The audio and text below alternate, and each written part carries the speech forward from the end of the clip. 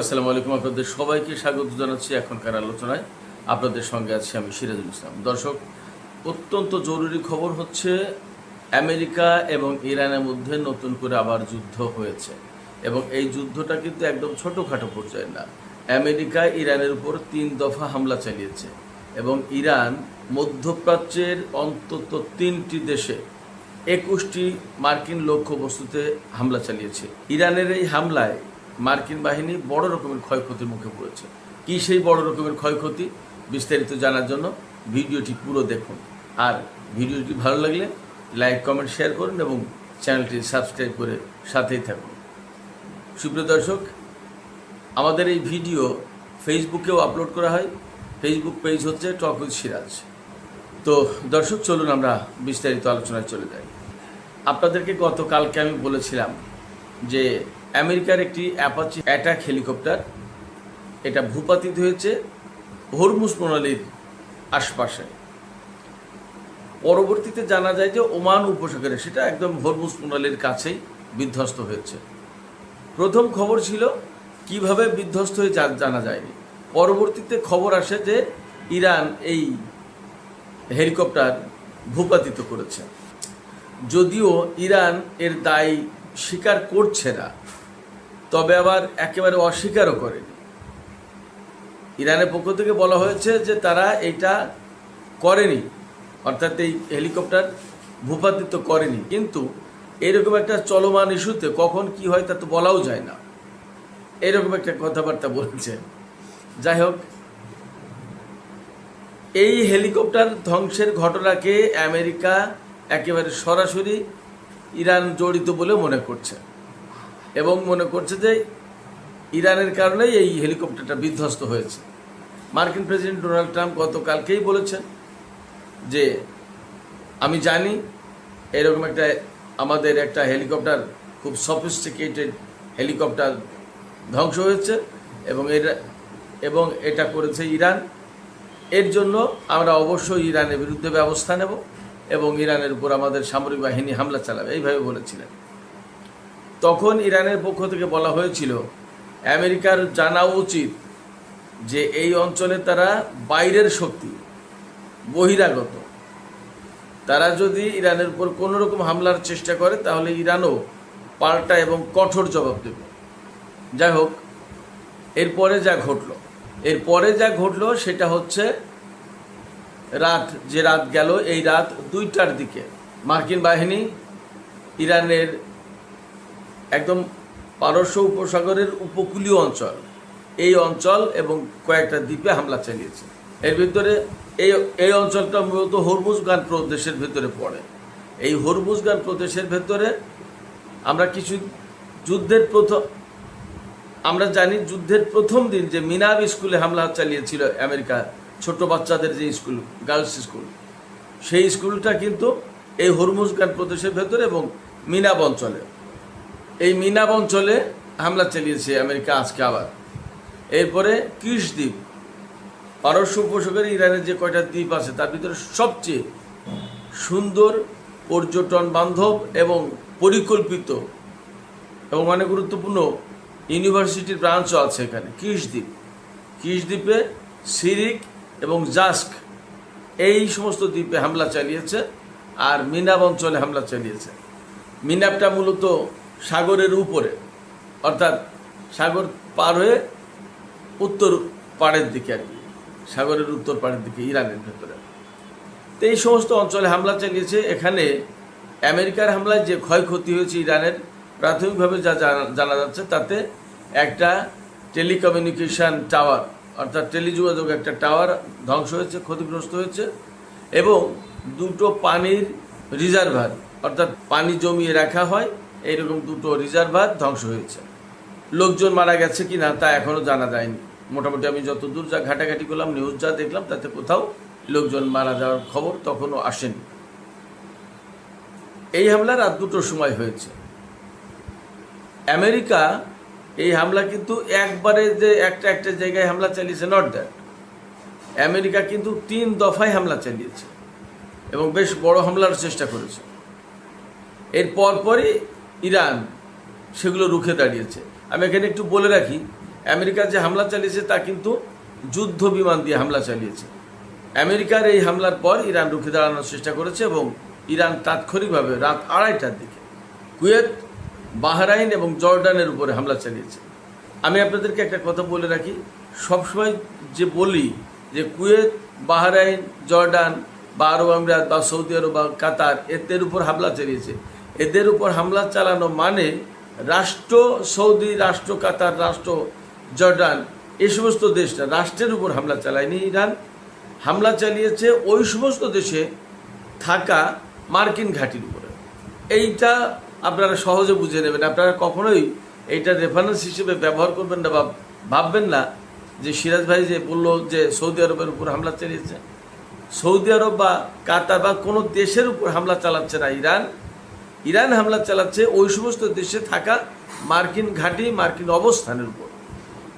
যাই হোক, কুয়েতের আলী আল সালেম বিমান ঘাঁটিতে হামলা চালিয়েছে ইরান। তারপরে হামলা চালিয়েছে বাহরাইনের ৫ম নৌবহরের ঘাঁটিতে। বাহরাইনে আমেরিকার ৫ম নৌবহরের ঘাঁটি আছে, সেই ঘাঁটিতে। আর হামলা চালিয়েছে জর্ডানের আল আজরাক বিমান ঘাঁটিতে। এই বিমান ঘাঁটিতে আমেরিকার F-35 যুদ্ধ বিমান থাকে। যাই হোক, আমি এগুলোর বিস্তারিত বলার চেষ্টা করছি। আলী আল সালেম বিমান ঘাঁটি যেটা কুয়েতে, আপনারা সবাই জানেন, এর আগেও এই যুদ্ধবিরতির ভিতরে গত 1-1.5 সপ্তাহের ভেতরে 2-3 দফা কিন্তু হামলা চালিয়েছে ইরান এই আলী আল সালেম এয়ারপোর্ট বা এয়ারবেজের উপরে, আমেরিকার এয়ারবেজ মূলত। সবচেয়ে দুঃখজনক হচ্ছে যে এই সমস্ত মুসলিম দেশ, প্রত্যেকটা দেশ স্বাধীন দেশ, তাদের প্রত্যেকটা জায়গায় নিজেদের বিমান ঘাঁটি বা সামরিক ঘাঁটি নেই। আমেরিকার সামরিক ঘাঁটি শুধুই বলতে হয় আমেরিকার অমুক এয়ারবেজ, আমেরিকার অমুক নৌবহর, আমেরিকার অমুক ঘাঁটি। এগুলো অত্যন্ত দুঃখজনক।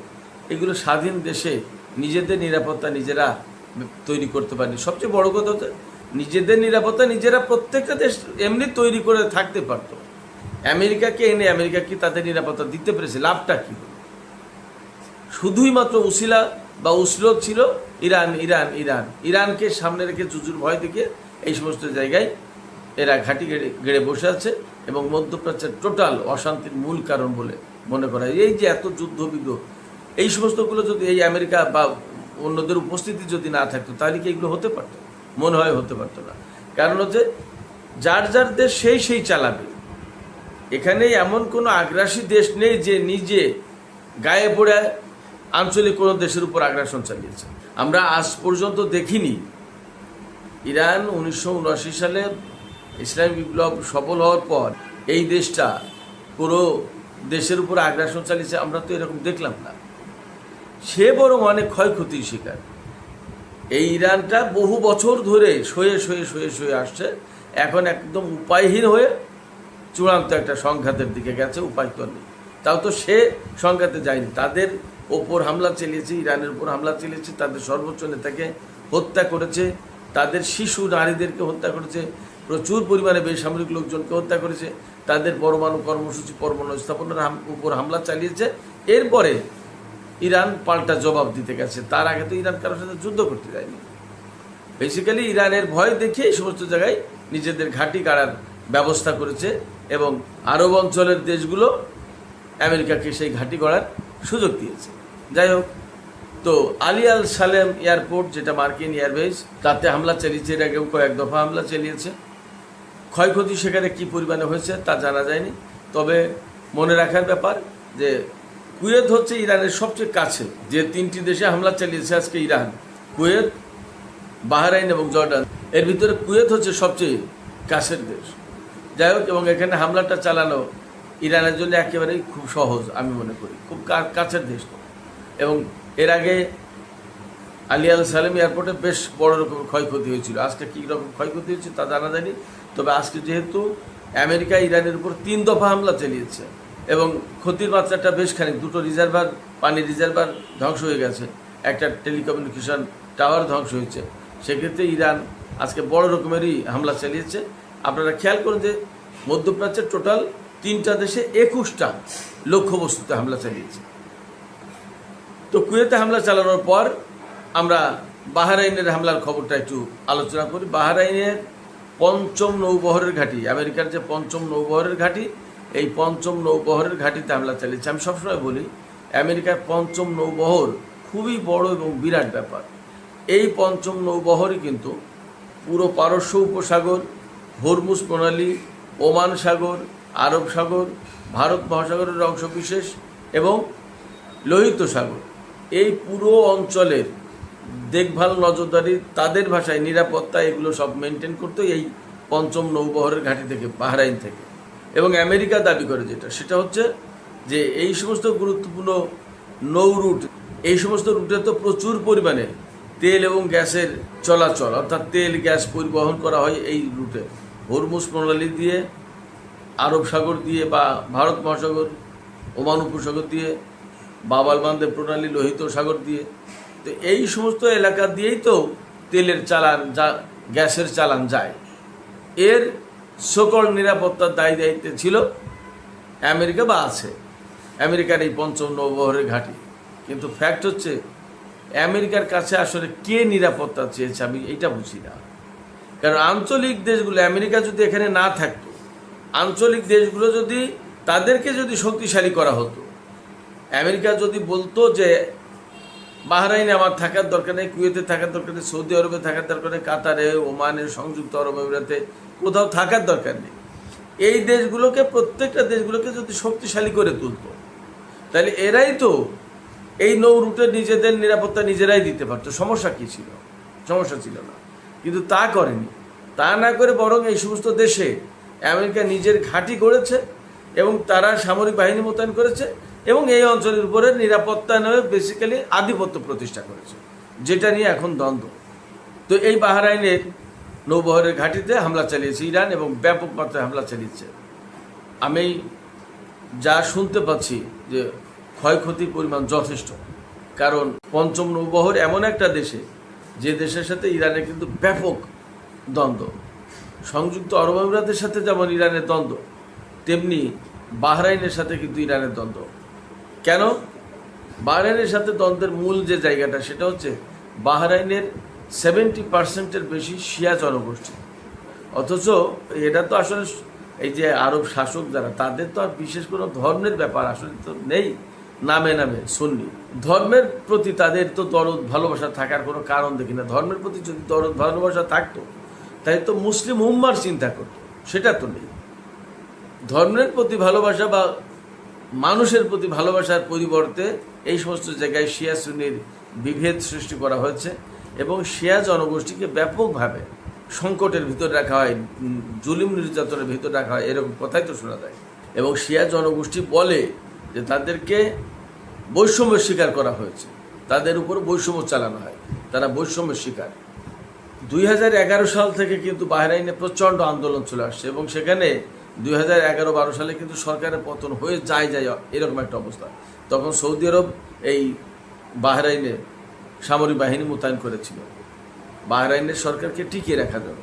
আর বাহরাইনে পঞ্চম নৌবহরের ঘাঁটি যেহেতু মার্কিন, সেখানে মার্কিন সরকারের সমর্থন তো ছিলই।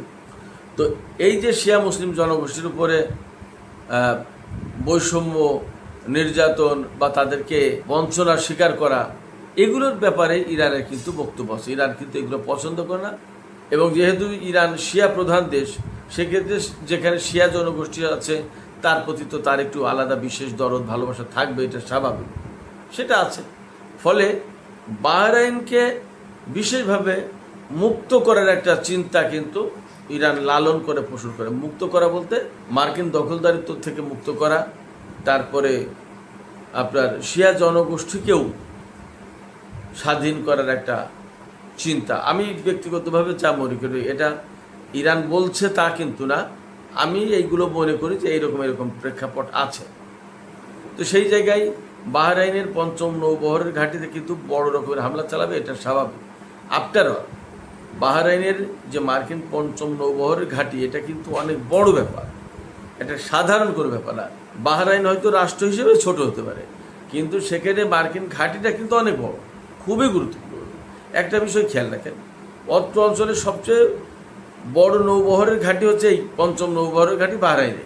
আর কাতারে আল উদেইদ ঘাঁটি হচ্ছে সবচেয়ে বড় মার্কিন বিমান বাহিনীর ঘাঁটি, যেখান থেকে পুরো সেন্টকমের টোটাল নজরদারি, রাডার সিস্টেম সমস্ত সবকিছু পরিচালনা করা হয় এখান থেকে। এর ভেতরে গোপনে গোপনে সংযুক্ত আরব আমিরাতের আল জাফরা, এটাও কিন্তু অনেক বড় বিমান ঘাঁটি, বড় সামরিক কেন্দ্র হিসেবে গড়ে তুলেছে। এখানে আমেরিকা এবং ইসরায়েলের সৈন্য আছে, সাম্প্রতিক খোঁজখবরে অন্তত তাই পাওয়া গেছে। তো যাই হোক, বাহরাইনে এইরকম ব্যাপক হামলা চালিয়েছে, সেখানে টু দ্য পয়েন্টে কোন কোন জায়গায় হামলা চালিয়েছে এখনও আসেনি, হয়তো রাতের ভিডিওতে বলতে পারবো। এই সমস্ত হামলার পরে জর্দানে, এই জর্দানের বিশেষ করে আল আজরাক বিমান ঘাঁটিতে হামলা চালিয়েছে ইরান খুব টার্গেট করে। এখানেই মূল ক্ষয়ক্ষতিটা হয়েছে মার্কিন বাহিনীর। সেই ক্ষয়ক্ষতিটা হচ্ছে, এখানে আমি আগেই বলেছি যে এখানেই F-35 যুদ্ধ বিমান রাখে আমেরিকা জর্ডানে, এবং এই বিমান ইরানের বিরুদ্ধে হামলার সময় ব্যবহার করে। সেই ঘাঁটিতে হামলা চালিয়েছে, যেখানে F-35 বিমান থাকে এই ঘাঁটির, সেই ঘাঁটির সেই হ্যাঙ্গারে হামলা চালিয়েছে। আমি কিন্তু গতকালকেও বলেছিলাম যে ইসরায়েলের রামাত ডেভিড এয়ারবেজের এই F-35 হ্যাঙ্গারে হামলা চালিয়েছে ইরান। আবার এই জর্ডানের আল আজরাক বিমান ঘাঁটির F-35 বিমানের হ্যাঙ্গারে হামলা চালিয়েছে ইরান।